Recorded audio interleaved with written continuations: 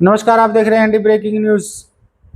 हरियाणा विधानसभा 2024 के लिए जो 15वीं जो विधानसभा का चुनाव होना है उसके लिए मतदान आज संपन्न हो गया। सुबह 7 बजे से मतदान शुरू हुआ था और शाम के 6 बजे मतदान खत्म हो गया।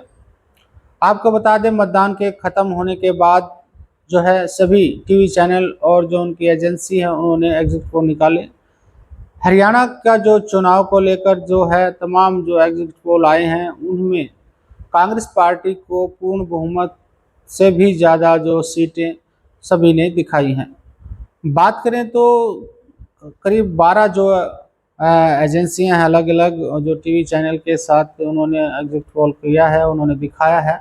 करीब 12 ने जो कांग्रेस पार्टी की सरकार बनते हुए दिखाया है। जो 10 साल से बीजेपी की सरकार थी उस बार जो है बीजेपी का नरेंद्र मोदी का, अमित शाह का, तमाम जो बीजेपी का है वो जादू नहीं चल पाया। इस बार जो हरियाणा में जो वोटर्स ने जो है चुना है वो अब की बार कांग्रेस के पक्ष में वोट डाला है।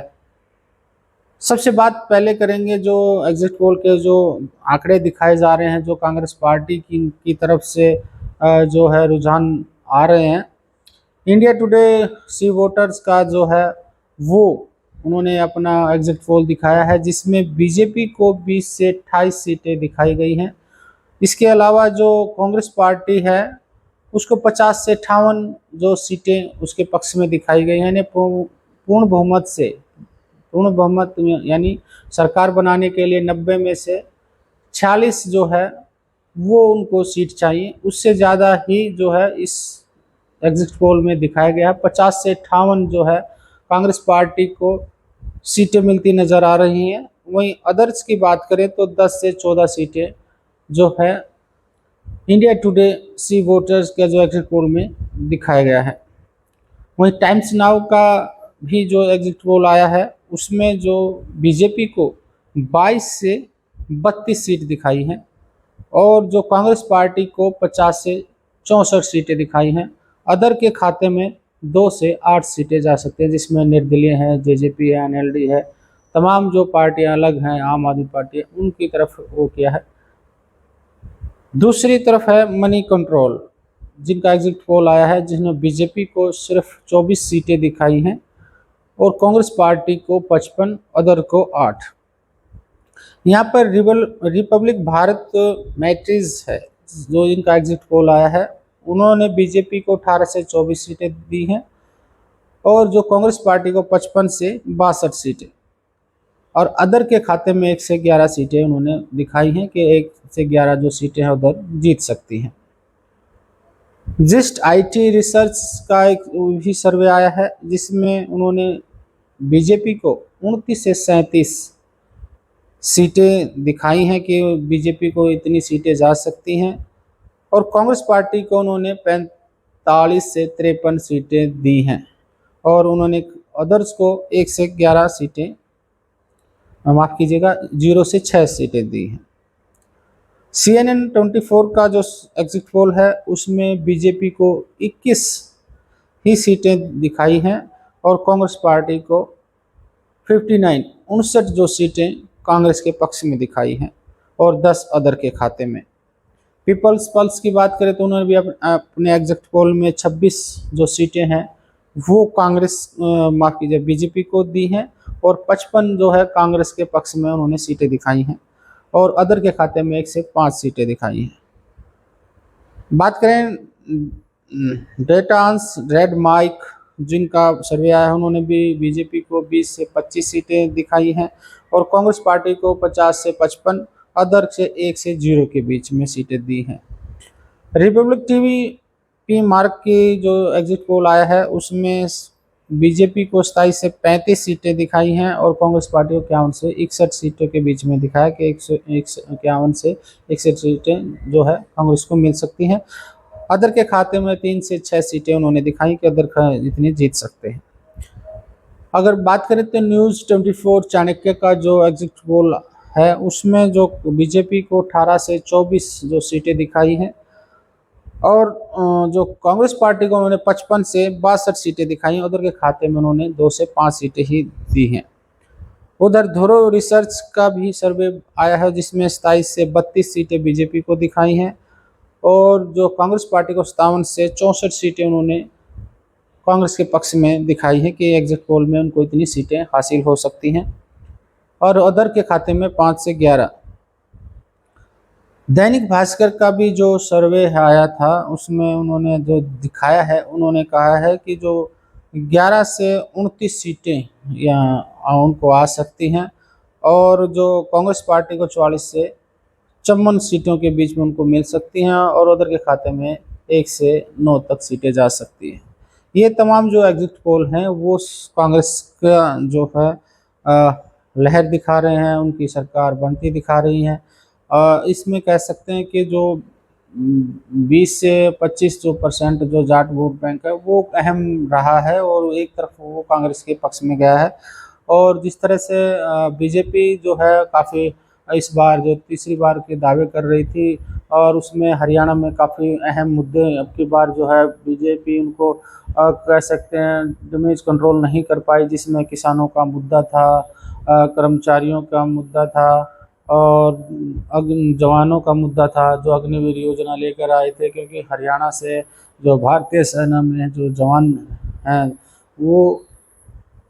हर नौवां जो जवान है वो हरियाणा से है। तो बड़ा एक कह सकते हैं कि युवाओं को जो सेना के प्रति एक देशभक्ति को लेकर वो रहता है। अग्निवीर योजना से जो है वहाँ संख्या उनकी कम हुई क्योंकि वहाँ ना तो पेंशन दी जाती थी, ना 4 साल के बाद रिटायरमेंट हो जाता था। तो सरकार जो है अग्निवीर को लेकर सही तरह समझा नहीं पाई। वहीं किसानों का मुद्दा था, किसान बीजेपी से काफ़ी नाराज़ थे। भले ही जो बीजेपी ने जो है मनोहर खट्टर को लोकसभा चुनाव से पहले हटाया और नैब सिंह सैनी को बनाया, उन्होंने जिस तरह से कहा कि भाई हम किसानों के हितैषी हैं, हम जो भी फसलें एमएसपी की पर खरीदेंगे और किसानों को तमाम जो है जो फसल खराब हुआ है उसको 15 साढ़े 15,000 रुपये मुआवजा भी देंगे और किसान निधि जो 6,000 रुपये उसे 10,000 रुपये कर देंगे। तमाम जो है घोषणाएं उन्होंने की और वो लागू करने की भी कोशिश की कि वो गरीबों के प्लाट देंगे, आवास देंगे, मुफ्त जो है उनको बहुत सारी ऐसी सुविधाएं देंगे, अब छात्रों के लिए स्कूटी देंगे। और जो कांग्रेस की तरफ से भी 7 गारंटियाँ आई और बीजेपी ने भी अपनी 20 करीब जो है जो अपना संकल्प पत्र था वो जारी किया। तमाम जो स्टार प्रचारक थे बीजेपी के, मोदी से लेकर अमित शाह, तमाम जो बीजेपी के जो राज्यों में सरकार है उनके मुख्यमंत्री जो स्टार प्रचारक थे, जो उन्होंने बिल्कुल यहाँ पर जो है काम किया। लेकिन जो है जिस तरह से अभी एग्जिट पोल में दिखाया कि कांग्रेस की पूर्ण बहुमत से भी ज़्यादा सीटों से सरकार बनेगी, उससे बीजेपी में एक तरह से एक मायूसी छाई और कांग्रेस में जो है एक उत्साह, एक खुशी नज़र आ रही है कि 10 साल बाद वो वापसी हरियाणा में कर रहे हैं। लेकिन जो नतीजे आएंगे वो 8 अक्टूबर का आएंगे। ये जो एग्जिट पोल है हम इनके उसमें नहीं है कि भाई ये सेम ऐसे ही आए जो एग्जिट पोल में दिखा इतनी ही सीट कांग्रेस को मिलेगी, क्योंकि जो पिछला 2019 का जो एग्जिट पोल आया था बहुत सारे एग्जिट पोल बीजेपी को 80 सीटें 75 पार 60 पार इस तरह दिखाए थे, लेकिन जो सीटें जो आई थी वो 40 ही बीजेपी को आई थी और जो जेजेपी के साथ उन्होंने गठबंधन सरकार में किया और सरकार उन्होंने चलाई 4.5 साल तक जेजेपी और बीजेपी का सरकार में गठबंधन रहा। लोकसभा चुनाव से पहले जो गठबंधन टूट गया और 4.5 साल तक जो है उनकी सरकार रही। काफ़ी ये जेजेपी को लेकर भी ये सवाल उठाए किसान, क्योंकि किसान 2019 में उन्होंने बीजेपी के खिलाफ वोट हासिल किए थे और वोट हासिल करने के बाद जो उनकी 10 सीटें आई तो बीजेपी के साथ वो सरकार में बैठ गए। किसानों की नाराज़गी थी और काफ़ी उन्होंने प्रदर्शन किया, लोकसभा में भी काफ़ी उनका विरोध हुआ। बाद में जितने भी उनके जो विधायक थे, माँ बेटा और एक विधायक को छोड़कर 7 जो दूसरी पार्टियों में चले गए थे, उसके जो जेजेपी तो बिल्कुल इस बार जो है दुष्यंत चौटाला गुचाना से भी अपनी सीट नहीं बचा पाएंगे और जो अनिल विज की भी जो सीट है इस बार खतरे में नज़र आ रही है। वहीं रोहतक की बात करें तो रोहतक में जो भूपेंद्र सिंह हुड्डा